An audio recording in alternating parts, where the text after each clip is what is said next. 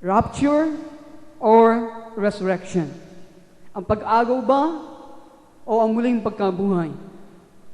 Alin po ang sinusuporta ng kasulatan sa dalawang paksang ito na nananahig sa maraming iglesia sa buong sanglibutan? Ang rapture, na alam natin ito ang sinasabing pag-agaw ng mga mananampalataya, o ang muling pagkabuhay ng ating Panginoong Jesucristo.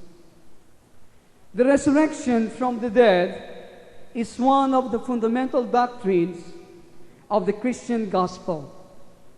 Ang muling pagkabuhay sa mga patay ay isa sa mga mahalagang katuruan ng Kristiyanong Ebanghelyo. Ito ang Ebanghelyo ng kaharian ng Diyos. Ang the 15th chapter, 15 kabanata ng 1 Korinto, ay inilaan sa paksang ang pagbangon mula sa mga patay ng mga katawan ng mga binanal. Kung kayo po ay palabasa sa salita ng Diyos, the 15th chapter of 1 Corinthians, ang paksang ito ay patungkol po sa muling pagkabuhay ng ating Panginoon at ng mga katawan ng mga binanal. Kung ating pong mga katawan ay hindi po ibabangon mula sa mga patay, our faith in Messiah is in vain. Kung ang ating pong mga katawan, listen to the words that I'm uttering. Kung ang ating pong mga katawan na ito ay hindi babangon mula sa mga patay, ang ating pong pananampalataya sa Mesiyas ay mawawalang kabuluhan. Sa 1 Corinthians chapter 15, verse 19, ganito po ang sinasad, if in this life only we have hope in Christ, we are of all men most miserable. Kung ang pag-asa natin kay Kristo ay para sa buhay na ito lamang, tayo na ang pinakakawawa o miserable sa lahat ng tao. In fact po, sa katunayan, ang kasulatan ay hindi tayo po binibilang na tayo ay dinala sa buhay o nakarating na at naabot ng tunay na buhay na mula sa Diyos hanggang ang ating pong mga katawan ay lumabas mula sa libingan. Ito po ang sinasabi na kasulatan. Hanggang hindi po natin naabot yung buhay na mula sa Diyos, hanggang ang ating mga katawan ay lumabas mula sa libingan. Ito po sinasabi sa 1 Corinthians chapter 15 verses 22 and 23. Ating po buksan ang ating mga Bible dyan at ihintayin ko kayo. 1 Corinthians chapter 15 verses 22 and 23. Ang kasulatan po, hindi tayo binibilang naabot natin ang tunay na buhay na mula sa Diyos hanggang ang ating mga katawan ay lumabas mula sa libingan. Ito po sinasabi ng talata na ating binanggit. For us in Adam all die, even so in Christ shall all be made alive, but every man in his own order. Christ the first fruit, afterward they that are Christ at His coming.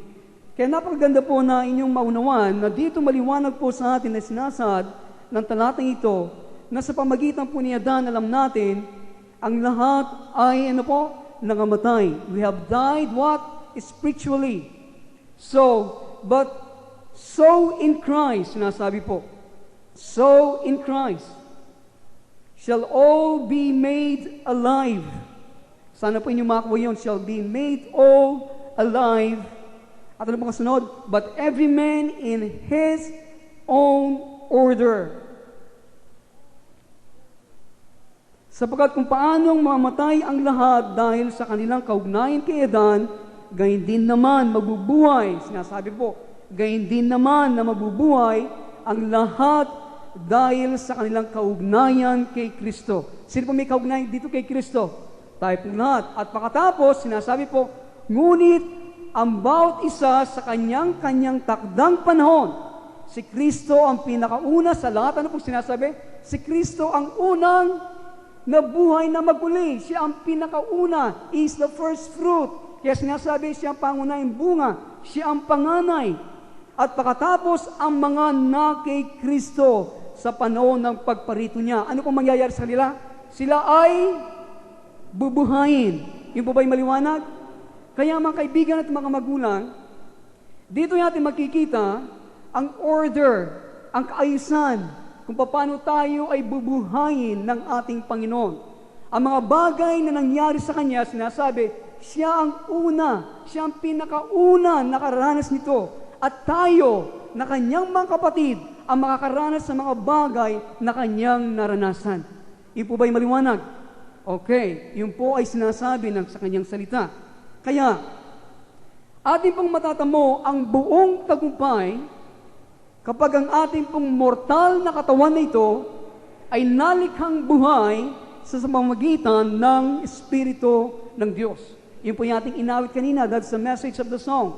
Kaya, ating pong matatamo ang buong tagumpay kapag ang mortal na katawan na ito ay nalikhang buhay sa pamagitan po ng Espiritu ng Diyos. Kaya sa 1 Corinthians chapter 15, verse 26, ganito pong sinasad, the last enemy that shall be destroyed is death. Ang kahuli-hulihang kaaway na kanyang pasusukuin o lilipulin ay ang kamatayan.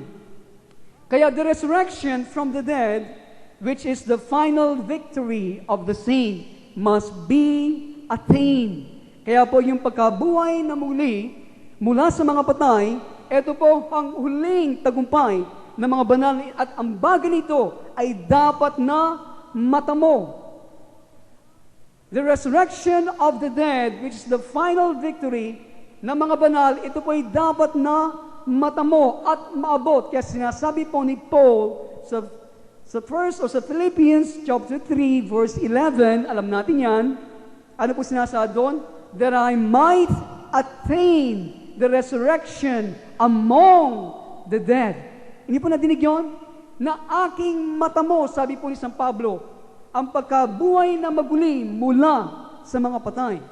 Kaya this is the final victory kapag tayo ay nabuhay na maguli sa kapangyarihan ng ating Panginoong Kristo. Sa pag-asang ako'y muling bubuhayin.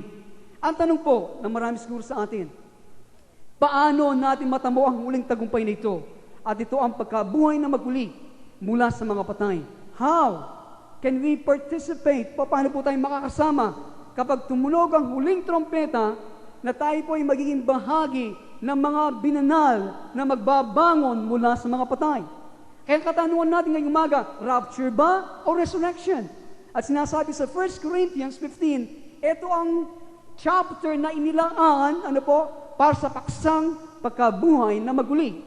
Nawa po sa puntong ito, unti-unti na nalilinaw sa inyo kung ano ang binabanggit ng Biblia. Okay? Ang tanong, paano po tayo makakasama sa unang pagbangon mula sa mga patay?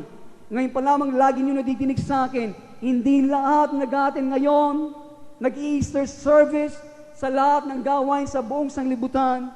Hindi po lahat na nagpahayag ng pananampalataya kay Kristo. Sinabi nila sila kay Kristo na makakasama po sa unang pagbangon mula sa mga patay. Nandiyan ba kayo? Hindi lahat. Ano po ang mga qualification? Ano pong criteria na binabase ng ating Panginoong Jesucristo para po sa pagtunog ng huling trompeta, tayo ay Kanyang ibabangon mula sa mga patay. Isa sa mahalagang bagay na dapat natin malaman, ito pang unang kapanaanan na dapat natin malaman. Kailangan sa araw-araw tayo po ay nagtatagumpay sa sanglibutan. We are overcoming the world. Pangalawa, the satanic lust that dwell in our flesh. Yung pong masakit mga pakinggan, yung mga demonyong pita. Pagnanasa na nasa atin, nananahan sa ating mga lumang likas. And our self-will, yung ating sariling kalooban. Ang tatlong kaparaan na ito, dapat ang mga tatlong bagay na ito ay ating pinagtatagumpayan sa araw-araw ng ating buhay. Kung hindi tayo makakasama sa unang pagbangon mula sa mga patay. Hindi sapat na kayo magpahayag ng pananampalataya. Ito po yung ating napag-usapan. Ang nangyari nung tanggapin natin si Kristo sa ating buhay, God gave us the power. Binigyan tayo ng kapangyarihan ng Diyos na makapasok sa programa ng Diyos na kanyang tayo ay tubusin. Okay? May programa ng Panginoon, tayo ay kanyang tubusin. There's a program of redemption. Kaya kailangan po tayong manatili sa programang ito. So, these are the obstacles na dapat nating pagtagumpayan. Araw-araw sana ang tanong, tayo ba'y nagtatagumpay sa sanglibutan? Are we overcoming the world? Kaya, alam niyo po na aking inaantala ang ating water baptism, ang ating pong pagbautismo sa tubig. Ang bautismo ng tubig, ito po ay para sa mga may pagkaunawa na sa mabutit masama. Sila po ay matagal-tagal ng Kristiyano na alam nila ang kanilang ginagawa. When you are immersed in the water, yung pang water baptism, ikaw ay nilulubog sa tubig, it means you have been baptized in the death of our Lord Jesus Christ. Ikaw ay nabautismo sa kamatayan ng ating Panginoon. Kung alam ito sana na marami kapag sila bautismo ng tubig, hindi sila magrereklamo. Ang ibig ba sabihin, ang Panginoon ay mamamasukan na siya sa ating mga kaibigan, sa ating trabaho, lahat. Of course, we have been baptized in His death. Nalibaw kayo? Kaya mga kaibigan, alam niyo po sa atin, ang bautismo ng tubig ay parang 2.5 na lamang at naging status quo. Sa iba, ang bautismo ng tubig ay pagiging miyembro ng iglesia. No! Hindi po ito ang intensyon ng Diyos, ang bautismo ng tubig. You have died, you have been baptized in the death of Christ. Your old personality has been immersed. Yung pong lumamong personalidad ay iniwan mo doon sa tubig, so to speak. Alam niyo po, sa ibang mga mananampalataya, kapag sila po ay nabautismo ng tubig, it means death literally for them. Lalo na po sa India siguro, kapag sila nabautismo ng tubig at sa Iron Curtain, 1 buwan sila po ay, kapag nabalitaan sila ay nabautismo ng tubig, it means their life. They are signing their death certificate. Ito po nangyayari. Baka sa loob ng 1 buwan, sila po ay malalason. It means death for them. Pero sa atin na malayang bansa at malayang pinapangaral ng Ebanghelyo ay ang ganitong pangangaral ay kamatayan sa sanglibutan ay hindi ganong binibigyan ng pansin. Pero sa ating ibang mga mananampalataya, it means they are signing their death certificate. Kaya sinasabi po na we have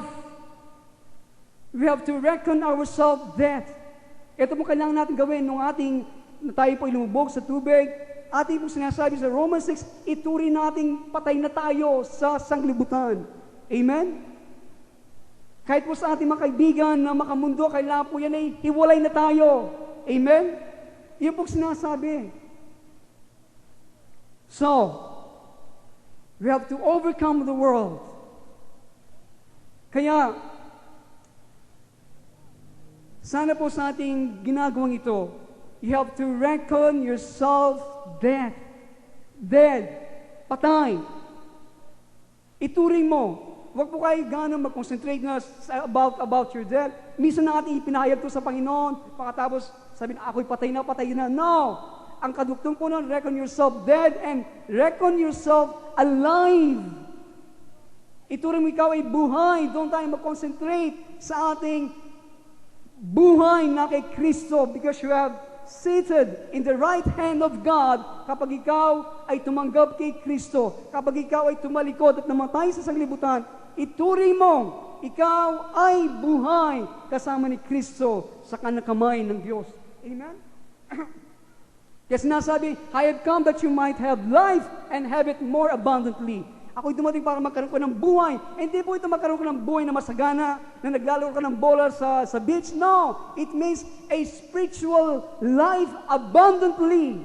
Amen? Isang buhay na spiritual na masagana sa kanang kamay ng Diyos. Araw-araw namumuhay ka sa kapangyarihan ng kanyang muling pagkabuhay sa kanang kamay ng Diyos. Reckon yourself alive in Christ in that point. Huwag lang ako'y patay-patay. No! Iturang mo ikaw ay buhay. Concentrate on your resurrection. And if, kung hindi ka napagtatagumpayan ang sanglibutan, gaya ng aking nasabi kahapon sa beach, nung po tayo nagkakaroon ng parang camp na, kasama po ang ating mga workers, you are slaying your resurrection.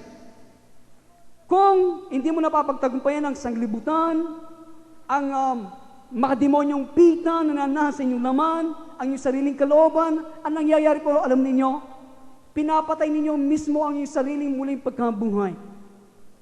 The life, yung muling bumuhay sa ating Panginoon ay kailangan araw-araw yan. Lumalago, napupuspos ka. Amen? Araw-araw, everyday, napupuspos ka. Kaya, death, resurrection, ito po ang process. Mamatay ka sa sanglibutan, mamatay ka sa mga kaibigan na mahilig sa disco, mahilig sa ganitong moda ng pananamit, namamatay ka araw-araw, then you are gaining life. Ikaw ay napupuspos na kanyang buhay na muling bumuhay. At pagkatapos na mamatay ka sa makademonyong pita ng laman, ng pagnanasa ng laman, sa paniningin mo, lalo mga kalalakihan, sa ibang malalaswang mga bagay. At lahat, kung ito ay napapagtagumpayan mo, ang buhay ni Kristo ang nadadagdagan at napupuno ka ng kanyang muling pagkabuhay.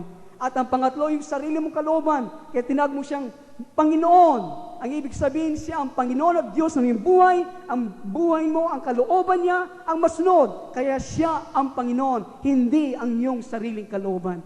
Maraming mga Kristiyano pinipilit ang kanilang sariling kalooban. Ano mangyayari?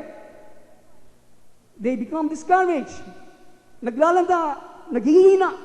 Pagkatapos ang sisi ng Panginoon. They are not abiding in the will of God. When you call the Lord, Lord, it means siya ang absolute, lubos na Panginoon. Hindi lang, Lord, 3/4 lang kita Panginoon, meron pa ako 1/4 na Panginoon dito para sa sarili. No! It means absolute, absolute, absolute, lubos. Yun ang hinihingi ng Panginoon sa atin. Kaya sinabi niya, you cannot be my disciple if you don't carry a cross. Kung hindi mo pinapasan ng cross.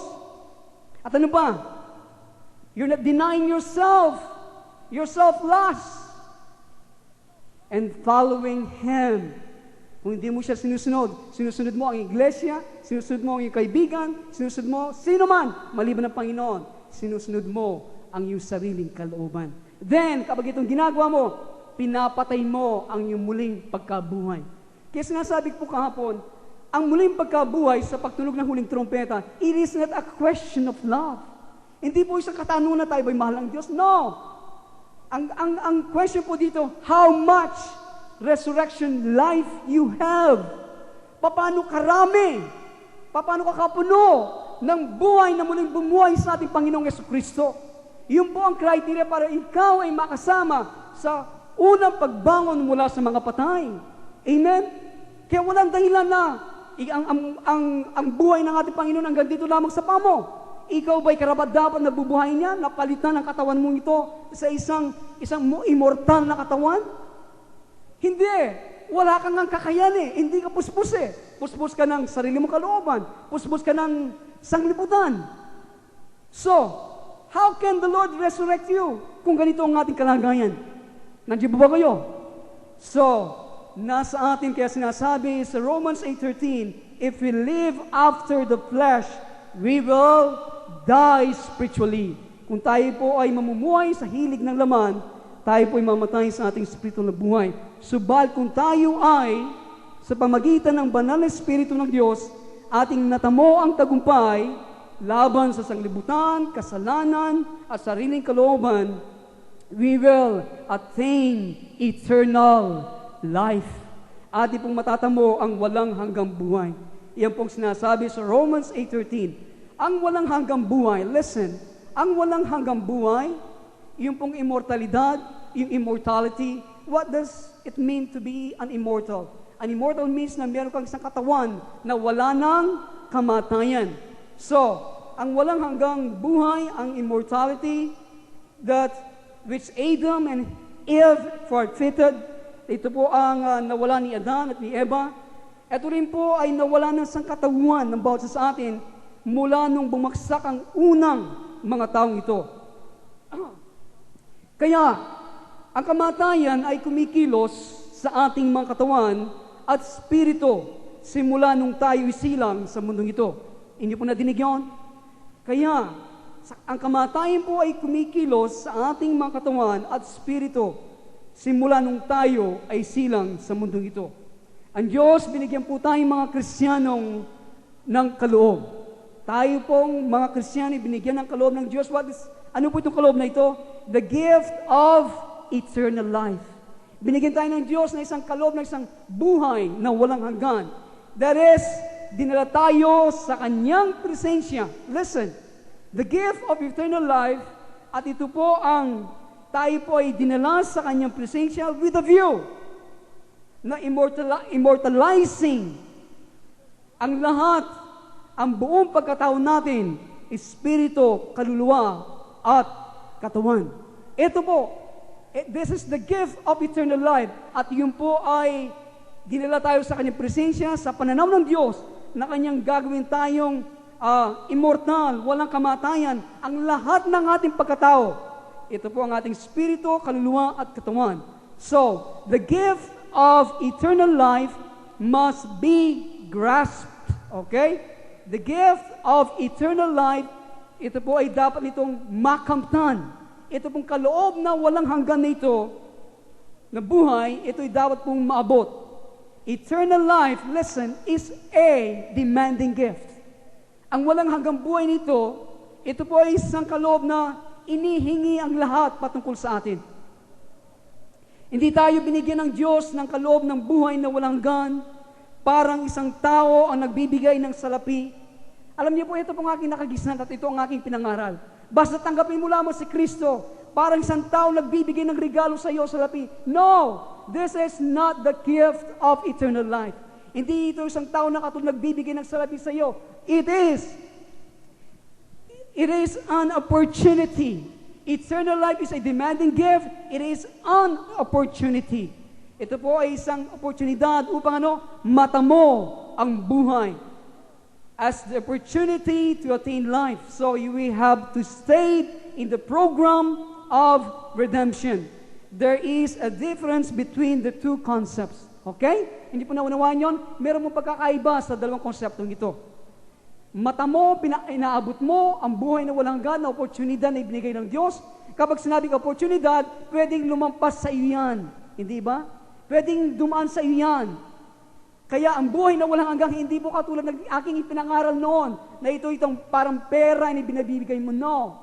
It is a gift, yes, but you have to grasp it. Okay? You have to makamtan mo ito. So, kung tayo mga Kristiyano, pinili natin na gamitin ang biyaya ng Diyos para magkaroon tayo ng kakayahan para makapamuhay na matuwid na buhay, we attain eternal life. Kaya, araw-araw po kumikilos ang biyaya ng Diyos sa atin. Ano po itong biyaya ng Diyos? Ito pong kakayaan na binibigay ng Diyos sa atin. This is the grace. Listen, the grace of God is the enablement. Ito pong kakayaan na binibigay ng Diyos araw-araw para po tayo magawa ang mga bagay para tayo matulad kay Kristo na ating tagapagligtas. That is the grace of God. Lahat mo nakaunawang magsabi ng amen. So, kung tayo po mga Kristiyano, pinili natin na gamitin ang biyaya ng Diyos na ito para magkaroon po tayo ng kakayahan na makapamuhay na sa matuwid na buhay, then we attain eternal life. We attain the resurrection out from among the dead. Yun po. Tayo po ay ating matatamo ang muling pagkabuhay palabas. Okay? Out. Palabas mula sa mga patay. Subalit kung hindi natin pinili na maglingkod sa katuwiran at kung hindi tayo natuto sa pamagitan ng Mesiyas na mamuhay na matuwid, we will not attain eternal life. Hindi po natin matatamo at makakamtan ang buhay na walang hanggan. Yan pong sinasabi ng Romans chapter 6. Kaya ang pagbalik ng Panginoong Hesus dito sa lupa at ang pagtayo o pagbangon ng mga katawan ng mga banal sa simula pa, ito po ang pag-asa ng mga makadiyos mula sa mga araw ng mga alagad ng kordero, at marapat lamang ito rin sana ang maging pag-asa ng mga mananampalataya sa ating kapanahunan. Sa simula pa, sa araw ng mga alagad ng kordero, ang kanilang blessed hope, it is the resurrection among the dead. Nandiyan ba kayo? Ano ang dakilang pag-asa ngayon ng mga Kristiyano? Babanggitin ko mamaya, rapture ba o resurrection? Pero ang mga alagad ng kordero, ang pag-asa nila, sa simula pa, ang pagbangon mula sa mga patay. Sana po, ito po ang pag-asa ng kasalukuyan na Kristiyanismo sa ating kapanahunan. Kesa dito sa unscriptural emphasis on the ascension o sinasabi nilang rapture ng mga banal. Ito pong dinidin ngayon. Kesa yung resurrection, dinidin yung rapture, pag-agaw. Sabi nga ito binasa sa 1 Corinthians chapter 15, meron ba kayong nasabi na nabanggit doon na sila'y agawin? None! Read it! Pero itong dinidin ngayon, kesa rapture, biglang agaw ng mga Kristiyano, pagkatapos maiwan ng mga pistiso, kaya mga pistisong yan ang nangagat sa mga likod ng mga Kristiyano sa kasalukuyan. Pag-agaw na patagon ng mga mananampalataya na hindi mo masusumpungan sa buong kasulatan. Ito po ang siningit sa lugar ng makasaysayan na pag-asa, which is the resurrection. Listen, according to Dr. Ladd of Fuller Theological Seminary, the doctrine of pre-tribulation translation of the believers came into existence in the 19th century. Kaya according po, base kay Dr. Ladd ng Fuller Theological Seminary, yung pong doktrina na yung pre-tribulation na sinasabi, ang mga Kristiyano ay aagawin na tinatawag rapture bago dumating ang dakilang kapigatian. Ito raw ay dumating lamang noong ika-19 na siglo. At bago, nung panahon ito, hindi po nila alam yung salitang rapture. Nandiyan po kayo? So, ito po ay nasa aklat niya, George E. Ladd's The Blessed Hope, Grand Rapids, Mexican, Wisconsin, B. Erzman Publishing Company, 1956, page 19. Dinetail ko po ito for the sake of the tape na makikinig sa atin, na ito'y kinote natin mula sa librong ito. Kaya yung rapture na salita ay dumating lamang itong ika-19 na siglo. Okay? Yung emphasis sa ascension. Yung rapture. Ang tawag po natin sa rapture ay ascension. Kung gaya ng ating nasabi, ang Panginoon ay muling nabuhay at tayo rin, siya ay nag-ascend, tayo rin ay mag-ascend. Ang ibig sabihin, tayo po ay aakyat. Okay? So, yung pong emphasis sa ascension ng mga banal o yung tawag nilang rapture, kesa doon sa resurrection, ay winasak ang spiritual na vitality, winasak ang kalakasan, katatagan ng mga Kristiyanong iglesia. Ang doctrine po ng rapture o ascension, gaya ng kasalukuyan na ipinapangaral ngayon sa maraming iglesia, it appeals, ito po nag-aakit dito sa ating unregenerated nature ng tao, unregenerate nature ng tao, yung pong lumang likas ng tao. Ang ascension or rapture is perceived, ito pong kanilang pananaw, as a means of escaping suffering. Ito pong pananaw ng maraming mga Kristiyano ngayon. Ang kanila pong pananaw at nakikita patungkol sa ascension or rapture ay bilang isang kaparaanan para ikaw ay makatakas sa paghihirap na darating. Kaya ang doctrine pong ito with no scriptural support. Masakit pong sinasabi ko, gayon pa man, ito po'y totoo. Ang ganitong katuruan ay wala pong basihan yan sa kasulatan. Hindi mo makikita yan sa salita ng Diyos. For example, read the 4th chapter of 1 Peter. Anong binabanggit dyan? About ang ating pagtitiis alang-alang kay Kristo. Amen? Nandiyan ba kayo? So, the Old Testament speaks of the resurrection of the saints. Ang lumang tipan po, ay kanyang tinalakay, binanggit ang muling pagkabuhay ng mga banal, binanggit ang kanilang pag-akyat.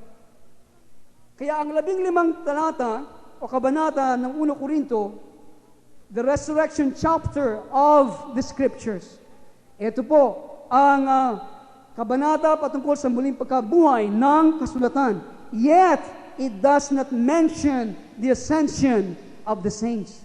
Kung niyo pong babasahin yan, ang kabanata yan, wala kang makikita patungkol sa pag-akyat ng mga binanal. Paul was not seeking to attain the resurrection or the ascension, hindi ba? Si San Pablo mismo, hindi niya hinahanap na matamo niya. Ano? Ang pag-akyat? No. Ano kanya sinabi? Philippians 3:11, that I might attain the resurrection among the dead. Nandiyan po ba kayo?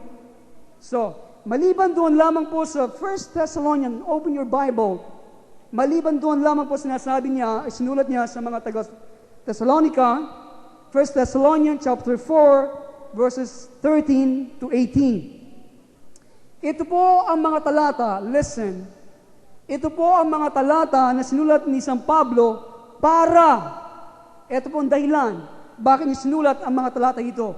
Para aliwin ang mga bereaved saints, para po aliwin niya ang mga naulilang mga mananampalataya.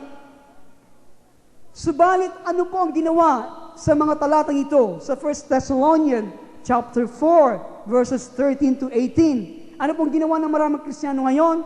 Binaluktot at naging espesyal, sekretong paglitaw ng Mesyas na tinatawag na rapture, and none of the epistles of the apostles allude o nagpapahiwatig to the ascension of the saints. None of the epistles. Kung niyo babasahin ang buong mga sulat ng mga alagad sa mga iba't ibang mananampalataya, walang nagpapahiwatig sa pag-akyat ng mga binanal. Wala pong indikasyon na makikita mo sa ika-4 na kabanata ng 1 Thessalonica na tinutukoy o binabanggit ni Pablo ang paglipad sa langit para makatakas sa paghihirap. We have invented this interpretation.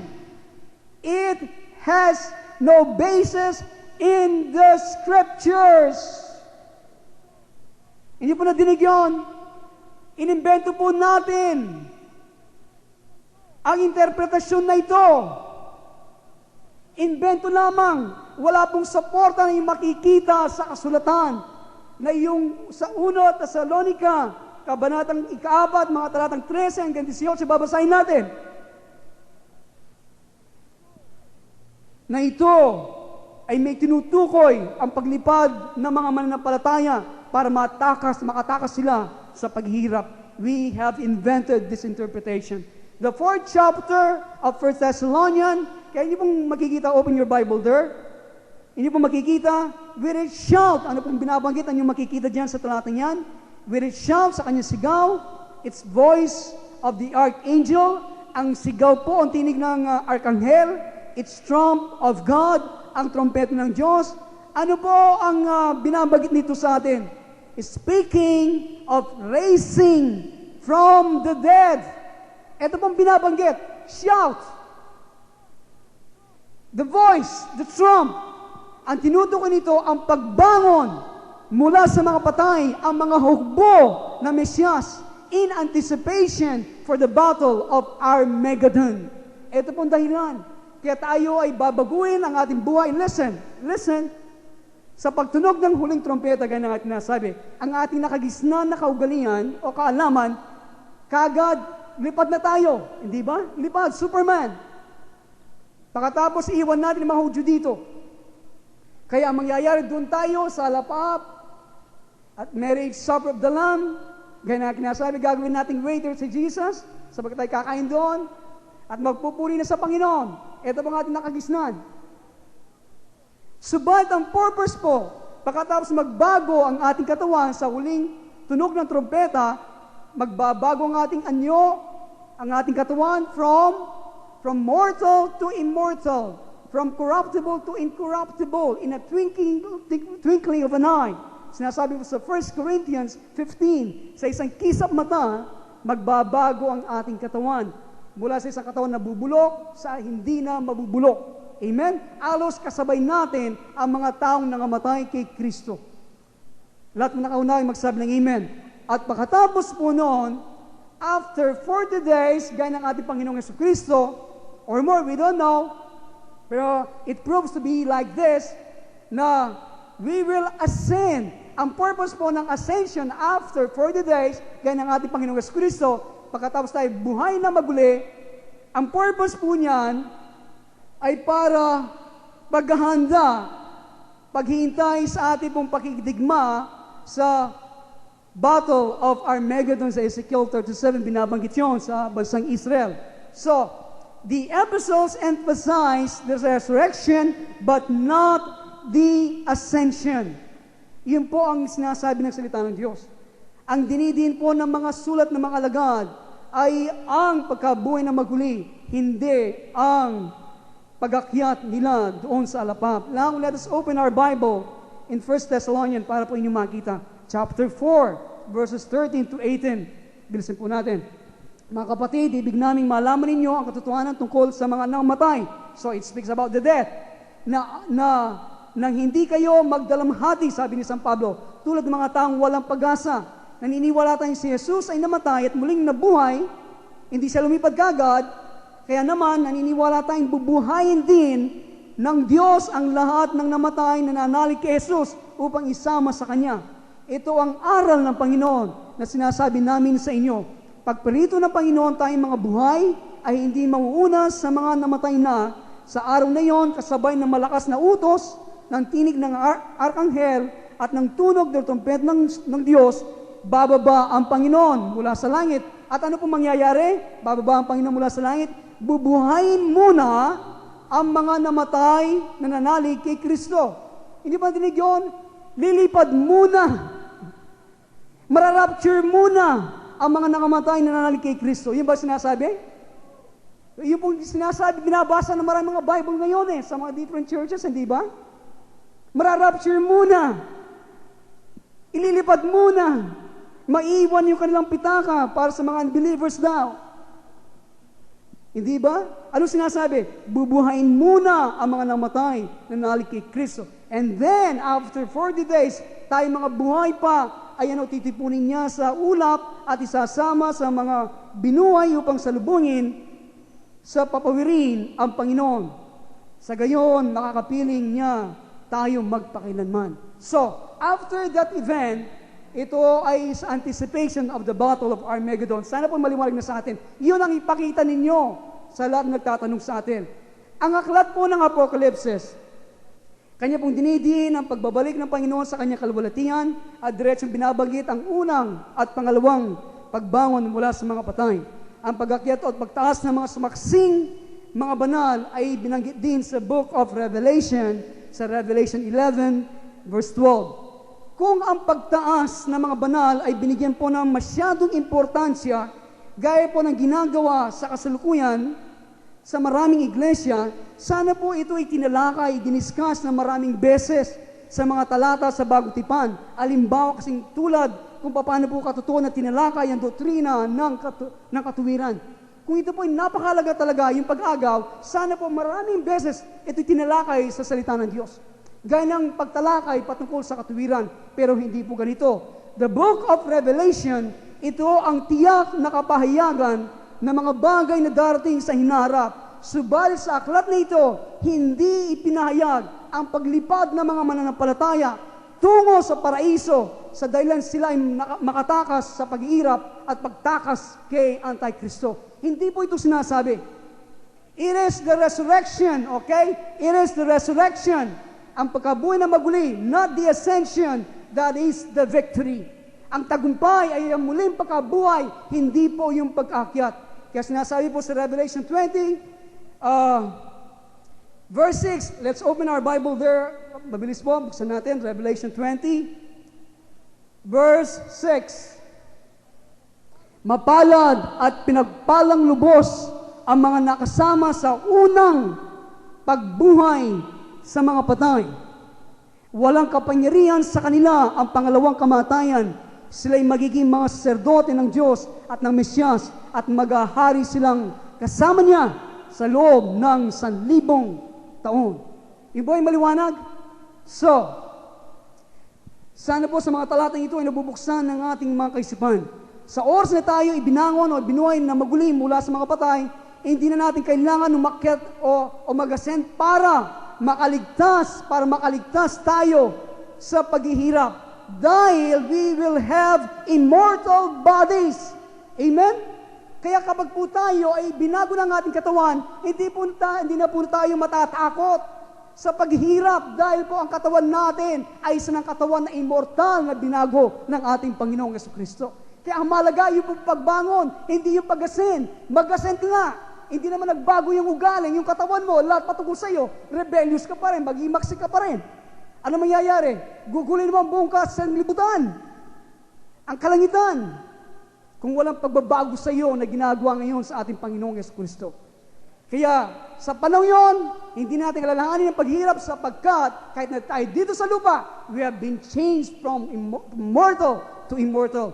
Ang purpose ng Ascension Lesson, ang purpose, ang lain po ng pag-akyat ng mga banal is for the army of Messiah. Arraign the army of Messiah. It means na ito ang panahon na bibihisan, dadamitan ang mga binanal according to our ranks, ang hukbo ng Mesiyas in the battle formation sa ilalim ng pangunguna ng Commander-in-Chief, walang iba kundi ang ating Panginoong Jesucristo.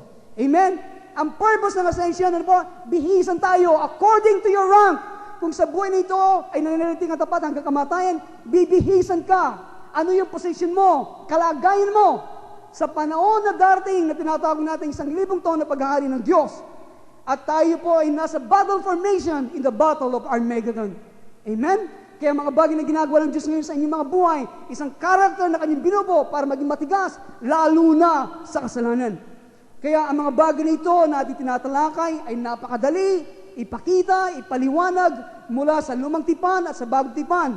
Subalit nananatiling totoo na ang rapture ng mga mananampalataya sa kalangitan para matakasan dakilang kapigatian at ang Antikristo. Ito ang kasalukuyan na major doctrine ng maraming iglesia sa kasalukuyan. At ito ang itinuturo.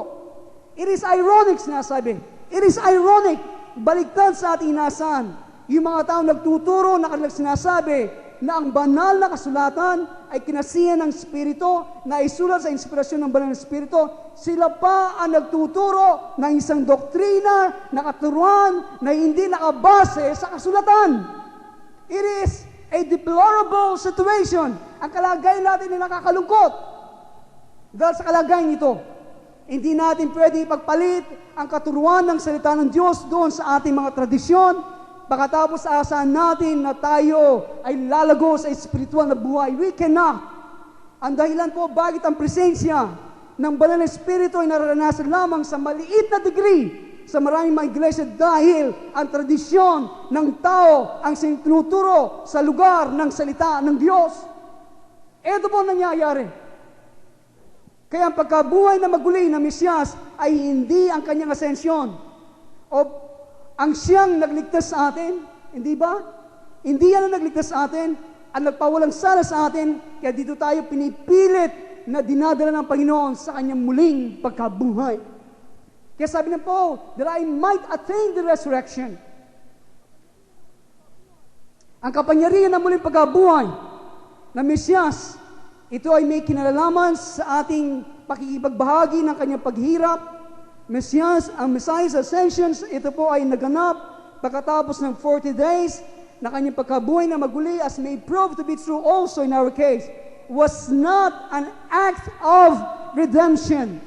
Yung pong pag-akyat ng ating Panginoong Jesucristo, hindi po ito isang gawain ng pagtubos na kapantay ng kanyang muling pagkabuhay. Ang redemption po, it is the reclaiming. Ang katubusan po ito po ay muling pag-aangkin doon sa nawala ng tao. Ano po yun? Kay Satanas, nawala ng tao ang kanyang access, ang daan sa buhay na walang hanggan at hindi yung paninirahan sa kalangitan. Ito ang kanyang nawala. Nandiyan ba kayo? Ang kanyang access sa buhay na walang hanggan, hindi yung kanyang paninirahan sa kalangitan. Ang kasalukuyan na doktrina, yung paglipad ng mga karnal na mga propesor ng Mesyas para hindi na sila maghirap. Although po the Christian saints ay naghirap sa buong panahon ng kasaysayan ng Kristyanismo. Abang ang mga Hudyo sa laman ay kanila pong tinatangkang ipangaral ang Ebanghelyo ng kaharian ng Diyos na walang presensya ng Banal na Espiritu. Ito po nga nakalisnan. Rapture, iwan ang Hudyo dito, na wala na ang Iglesia, wala na ang Holy Spirit. Sila lang mga ngaral na wala ang presence ng Holy Spirit. Ito ay soulish deception. Ito po ay isang panlilinlang na kasama may anti-Semitic tone na sinasabi, may kasamang galit laban sa mga Hudyo. It is alien to the tenor. Wala po ang kahulugan nito maging sa lumang at bagong tipan. Sa ating kaalaman, there is no inkling, wala pong anumang pahiwatig ang ganitong emphasis sa lumang tipan. Abang ang resurrection from the dead, indeed, is presented in the Old Testament. Alam ba ninyo, ang pagkabuhay ng mga magmuli, ito po sa lumang tipan, ay yung masusumpungan. Gusto ba makita sa lumang tipan ang mga verses sa muling pagbangon mula sa mga patay? Write them down. Job chapter 19 verses 25 and 26. Wala na po tayong oras. Job chapter 19 verses 25 and 26.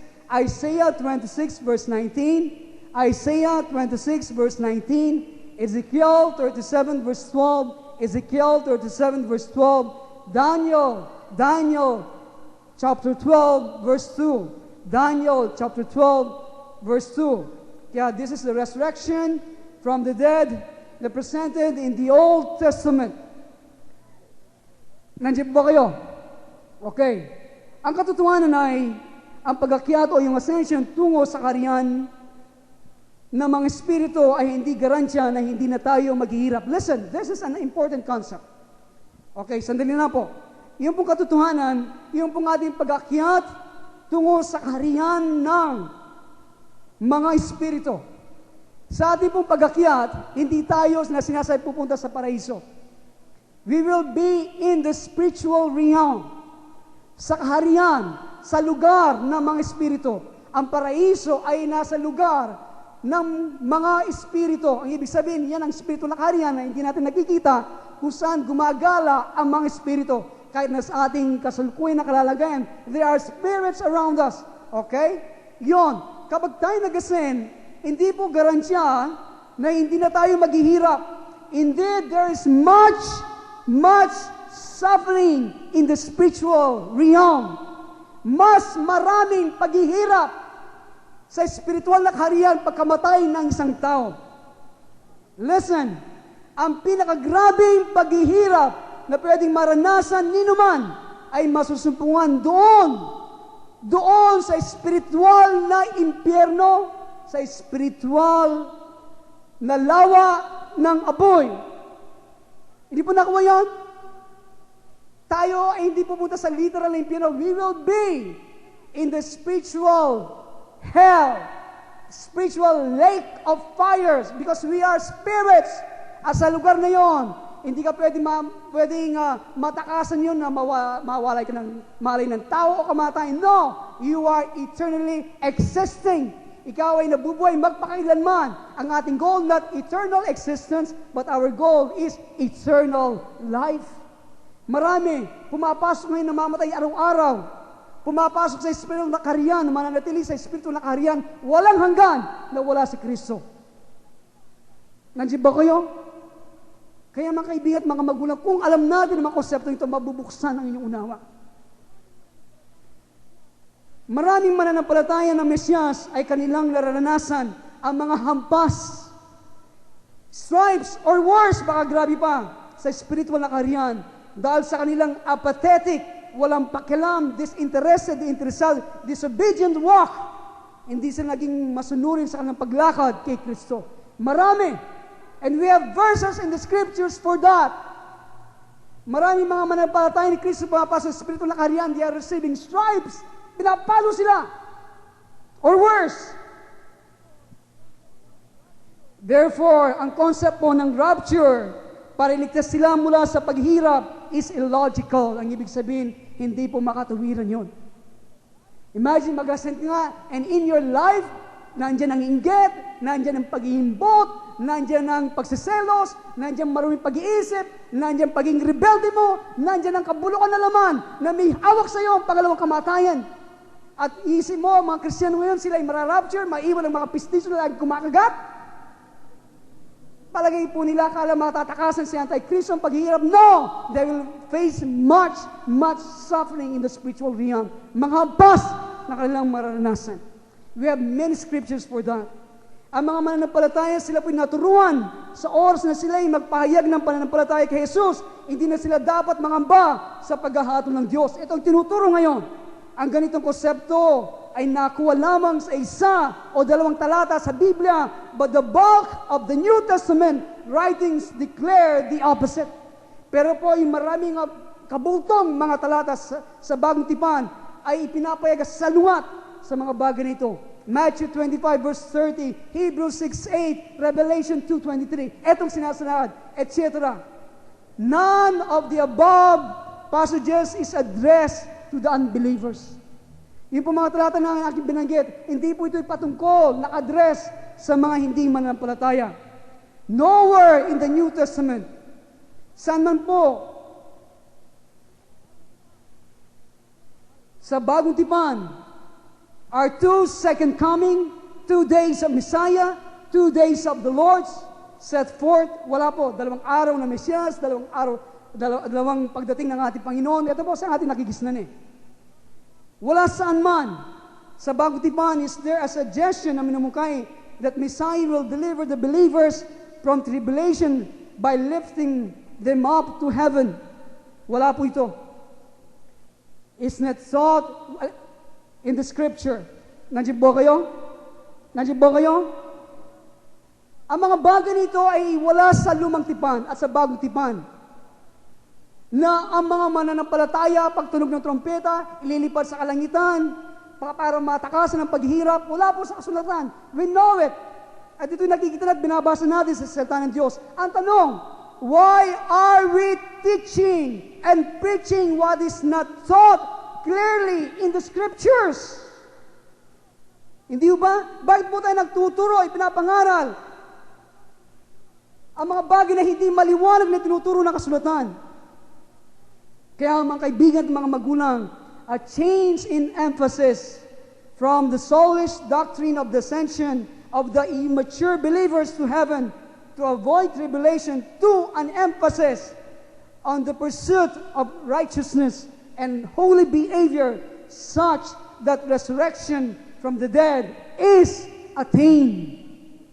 Amen. Ito pong kailangan na idiin natin. Kailangan ng pagbabago sa ating pagdiin, pagpapahalaga mula po sa isang doktrina ng pag-akyat ng mga immature, mga mananampalataya na hindi malago kay Kristo, na papunta sa langit para kanilang matakasan ng kapighatian, tungo doon sa pagdiin natin sa pagkakaroon po ng paghahangad sa katuwiran, sa banal na mga asal natin maugali.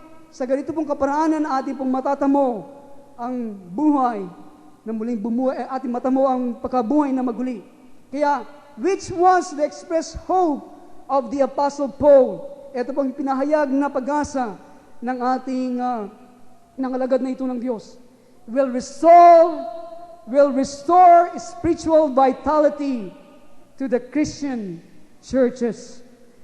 Kaya kapag ito po ang ating ipinangaral, ibabalik po ang kalakasan, katatagan sa mga Kristiyanong iglesia. Kailangan ibalik ang mga bagay nito. Nawa po sa puntong ito ay nangusap sa atin ng Panginoon. Mahalaga ang paksang ito na dapat natin malaman. Amen? Tayo pong lahat ay manalangin.